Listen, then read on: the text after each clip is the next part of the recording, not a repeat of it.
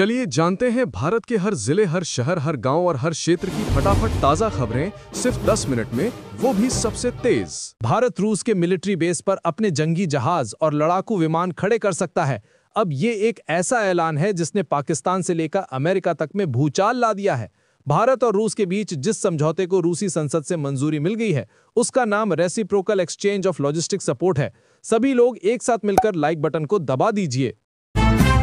बिहार विधानसभा में शीतकालीन सत्र के तीसरे दिन सीएम नीतीश कुमार सदन में गुस्से में दिखे। दरअसल बुधवार को राज्यपाल आरिफ मोहम्मद खान का भाषण 15 मिनट के लिए ऑडियो सिस्टम बंद होने से बाधित हुआ। इससे नीतीश कुमार और राज्यपाल दोनों नाराज हुए। सीएम ने तकनीकी स्टाफ को माइक ठीक करने का आदेश दिया। राज्यपाल ने बाद में सरकार की उपलब्धियों और योजनाओं के बारे में बताया।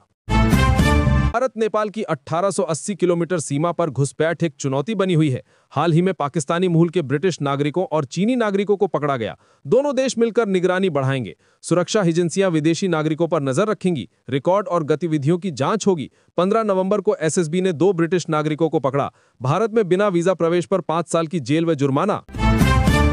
दिल्ली के मुख्यमंत्री रेखा गुप्ता ने एमसीडी उपचुनावों में भाजपा की जीत को कार्यकर्ताओं की मेहनत का प्रमाण बताया है। हालांकि भाजपा को पिछले चुनाव की तुलना में 2 सीटों का नुकसान हुआ। आप ने 3, कांग्रेस ने 1 और एआईएफबी ने 1 सीट जीती। केजरीवाल ने आप के बढ़ते जनाधार का दावा किया, जबकि कांग्रेस ने भी खाता खोला। हरियाणा सरकार ने लाडो लक्ष्मी योजना में बदलाव किया है। सीएम नायब सैनी ने 7 लाख महिलाओं के खातों में आरएस 1448 करोड़ डाले। अब हर 3 माह में आरएस 6300 रुपए मिलेंगे। योजना 25 सितंबर को शुरू हुई थी, जिसमें 23 से 60 साल की महिलाओं को आरएस 2100 मासिक देने का प्रावधान है। 9 लाख महिलाओं ने आवेदन किया, जिसमें से 7 लाख योग्य पाई गईं। सीएम ने कहा कि यह सामाजिक सशक्तिकरण की दिशा में एक मजबूत पहल है। अखिलेश यादव ने बिहार चुनाव के बाद उपचुनाव के लिए रणनीति बदली है।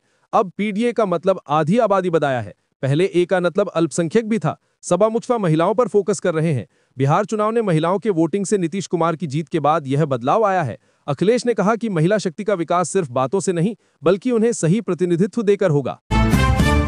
बिहार विधानसभा में राज्यपाल के अभिभाषण के दौरान माइक में खराबी पर अध्यक्ष प्रेम कुमार ने कड़ी कार्रवाई की बात कही।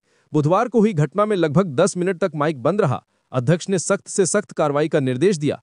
प्रथम दृष्टया गड़बड़ी भवन निर्माण विभाग के कारण हुई थी। अध्यक्ष गुरुवार को अधिकारियों के साथ बैठक करेंगे। राबड़ी देवी ने भी नाराजगी जाहिर की। महीना रोजगार योजना पर 21,000 करोड़ खर्च होंगे।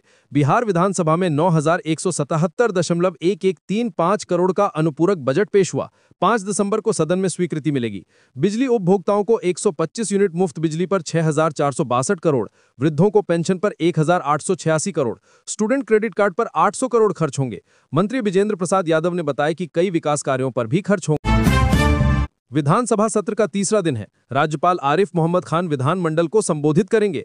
राबड़ी देवी को नेता प्रतिपक्ष और अब्दुल बारी सिद्दीकी को मुख्य सचेतक मनोनीत किया गया। सभापति ने शांतिपूर्ण चुनाव की सराहना की। प्रेम कुमार को सर्वसम्मति से अध्यक्ष चुना गया। सीएम नीतीश कुमार ने अध्यक्ष को सहयोग की अपील की। 4 दिसंबर को उपाध्यक्ष पद का चुनाव होगा।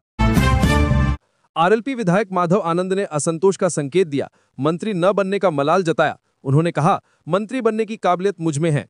पार्टी से दीपक प्रकाश को मंत्री बनाया गया, जो चुनाव नहीं लड़े थे। आनंद उपेंद्र कुशवाहा के करीबी हैं। पार्टी में 4 विधायक हैं। विश्लेषकों का मानना है कि ऐसे फैसले छोटे दलों में सामान्य हैं। आनंद ने पार्टी एकजुट रहने की बात कही है। जेल में बंद इमरान खान ने सेना प्रमुख असीम मुनीर पर अफगानिस्तान के साथ तनाव बढ़ाने का आरोप लगाया। उन्होंने कहा, मुनीर की नीतियां विनाशकारी हैं। इमरान ने एक्स पर लिखा कि मुनीर पश्चिमी ताकतों को खुश करने के लिए ऐसा कर रहे हैं। उन्होंने मुनीर को मानसिक रूप से अस्थिर व्यक्ति बताया है। इमरान ने दावा किया कि उन्हें और उनकी पत्नी को फर्जी मामलों में कैद किया गया है। बीजेपी के राष्ट्रीय प्रवक्ता संबित पात्रा ने संचार साथी ऐप पर विपक्ष पर निशाना साधा है। उन्होंने कहा, जो दुष्प्रचार के साथी हैं वे संचार साथी को नहीं समझ पाएंगे। पात्रा ने आगे कहा, हम जनता को तथ्य बताएंगे। संचार साथी आपके मैसेजेस नहीं पढ़ सकती और ना ही आपके फोन कॉल सुन सकती है। विपक्ष की आलोचना करते हुए उन्होंने कहा कि वे लाभकारी पहल को कमजोर कर रहे हैं और इसे बिहार चुनाव में उनकी हार से जोड़ रहे हैं। कांग्रेस सांसद रेणुका चौधरी ने किरण रिजिजू को नालायक बताया। उन्होंने केंद्र सरकार पर संसद चलाने में विफलता का आरोप लगाया। चौधरी ने राष्ट्रीय सुरक्षा के नाम पर संचार साथी ऐप को अनिवार्य बनाने की भी आलोचना की। इसे पेगासस जैसा खतरा बताया। लखनऊ अयोध्या हाईवे पर जाम से निजात पाने के लिए 3 अंडरपास बनेंगे। ये सफेदाबाद, दादरा और भिटिया हमें बनाए जाएंगे। भिटिरिया वाला 950 मीटर लंबा होगा भारी वाहनों के लिए। सफेदाबाद और दादरा में हल्के वाहनों के लिए 800 मीटर के अंडरपास होंगे। अक्टूबर में निरीक्षण के बाद प्रक्रिया तेज हुई। 4 ब्लैक स्पॉट चिन्हित किए गए हैं जिनमें बदलाव होंगे। बस्तर में माओवाद समाप्ति की ओर, अमित शाह के संकल्प से 2026 तक माओवादियों का समूल उन्मूलन की रणनीति तैयार। अब बारसेदेवा और पापाराव के नेतृत्व में 130 से 150 हथियारबंद माओवादी बचे हैं। 3 अप्रैल 2021 को हिडमा के हमले के बाद शाह ने संकल्प लिया था। 2025 में सुरक्षा बलों की कार्रवाई से माओवादी कमजोर हुए। हिडमा की मौत के बाद कई माओवादी समर्पण कर चुके हैं। काशी तमिल संगमम का शुभारंभ एक भारत श्रेष्ठ भारत की भावना को और गहरा करता है। यह आयोजन भाषा, संस्कृति और एकता का अनूठा संगम है। प्रधानमंत्री मोदी ने इस जीवंत उत्सव के माध्यम से सांस्कृतिक विविधता के महत्व पर जोर दिया। चक्रवात से प्रभावित श्रीलंका में आवश्यक स्वास्थ्य सेवाओं के लिए $1,75,000 अमेरिकी डॉलर की आपातकालीन धनराशि दी गई। डॉक्टर राजेश पांडव ने कहा, इससे त्वरित प्रतिक्रिया टीमों को मदद मिलेगी। बीमारियों का समय पर पता लगाने के लिए निगरानी मजबूत होगी। 28 नवंबर को डित्वा चक्रवात ने श्रीलंका में तबाही मचाई। बिहार में बिजली के स्मार्ट मीटर को लेकर सख्त कार्रवाई के निर्देश दिए गए। बिलों से संबंधित शिकायतों का निपटारा 7 दिन में करने के आदेश। संजय राउत ने दावा किया कि शिंदे सेना के 30 विधायक टूटेंगे। राउत ने कहा कि मोदी शाह ने पीठ में छुरा भोंपा। उन्होंने बताया कि भाजपा शिंदे सेना के विधायकों को तोड़ने पर काम कर रही है। अमित शाह शिंदे गुट की आत निकाल लेंगे। रविंद्र चौहान की नियुक्ति पर सवाल उठाया। दिसंबर के बाद क्या होता है देखते हैं। बिहार चुनाव की हार को लेकर केंद्रीय मंत्री किरेन रिजिजू ने विपक्ष पर संसद में हताशा निकालने का आरोप लगाया। उनका कहना है कि चुनावी हार जीत स्वाभाविक है, लेकिन सदन की कार्यवाही बाधित करना उचित नहीं। सरकार चर्चा को तैयार है, पर विपक्ष के विरोध से गतिरोध उत्पन्न हुआ। सर्वदलीय बैठक में वंदे मातरम और चुनाव सुधारों पर चर्चा का निर्णय लिया गया। शीतकालीन सत्र के दूसरे दिन राहुल गांधी, सोनिया गांधी, खड़गे सहित विपक्षी नेताओं ने संसद में शिर रोकने की मांग को लेकर प्रदर्शन किया।